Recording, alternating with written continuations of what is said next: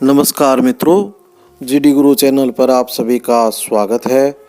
मित्रों, हम आज से शुरू करने जा रहे हैं माघ मास का महात्म्य। और इस महात्म्य में हम आपको प्रत्येक दिन का अध्याय श्रवण करवाएंगे।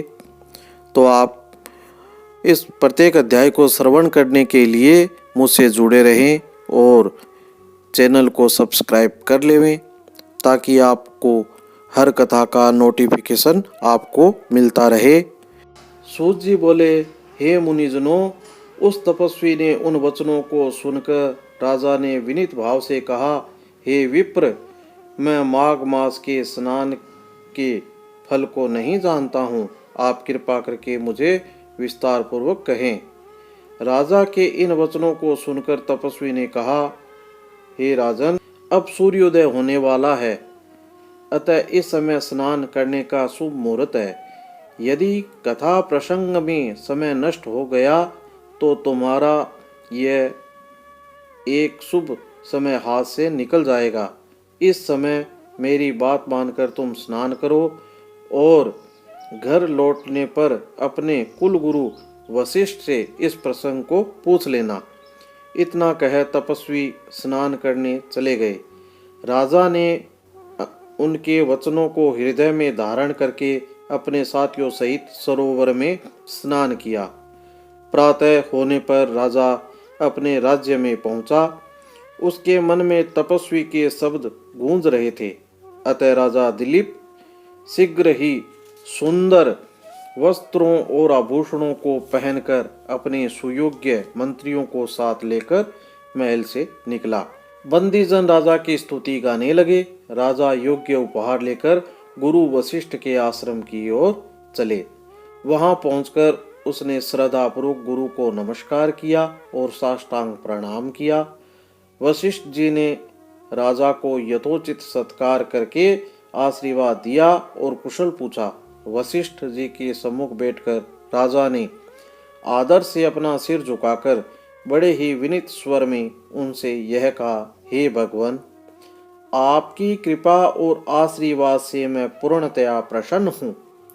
आपके द्वारा मैंने आचार, दंड नीति, राजधर्म एवं चारों वर्णों तथा चारों आश्रमों की समस्त क्रियाएं, दान, विधान, यज्ञ, व्रत, उपासना आदि विधियों सहित भगवान विष्णु के पूजन की समस्त बातों को विधि विधान से सुन लिया है। आज एक तपस्वी ने माघ महात्म्य एवं स्नान की बातें सुनकर मेरे दिल में एक जिज्ञासा उत्पन्न कर दी है। अतः हे नाथ, आप कृपा करके मुझे इस माघ मास का महात्म्य सुनाएं। वशिष्ठ जी ने प्रसन्न होकर कहा, हे राजन, आपकी भगवान के प्रति श्रद्धा को देखकर मेरा हृदय प्रसन्न है। तुमने समस्त जीवों को सुखी बनाने वाला प्रसन्न किया है।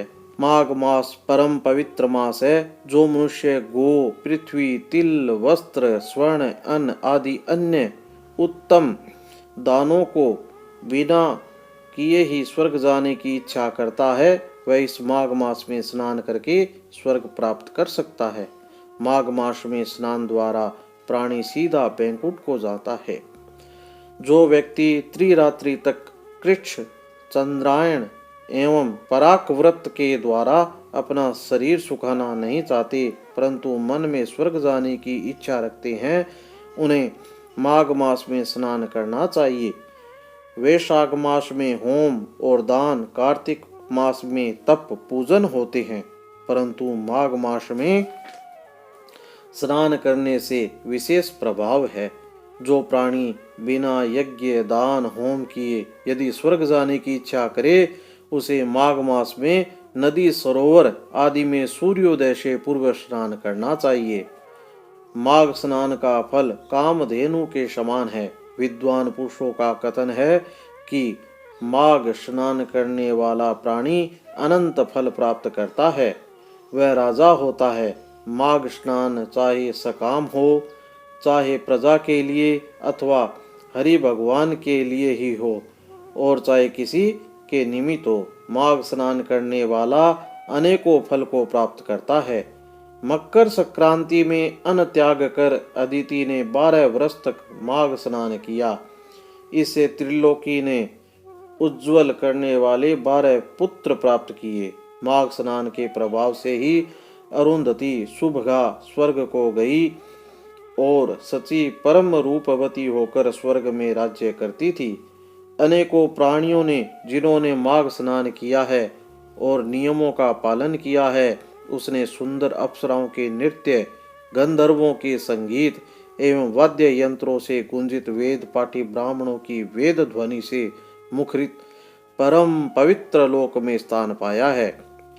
जिन मनुष्यों ने माघ स्नान के साथ दान किया है और प्रिय वस्तु का त्याग किया है, वे भाग्यशाली है। माघ स्नान के प्रभाव से अच्छी बुद्धि प्राप्त होती है, पापों का नाश होता है। इसके स्नान करने वाला प्राणी सहज ही उन लोगों को प्राप्त करता है जो ज्ञानी, तपस्वी और भगवान की आराधना करने वाले प्राप्त करते हैं। दान के द्वारा स्वर्ग प्राप्त करने वाले प्राणी पुण्य क्षीण होने पर पुनः लौट आते हैं, परंतु माघ स्नान करने वाले कभी नहीं लौटते।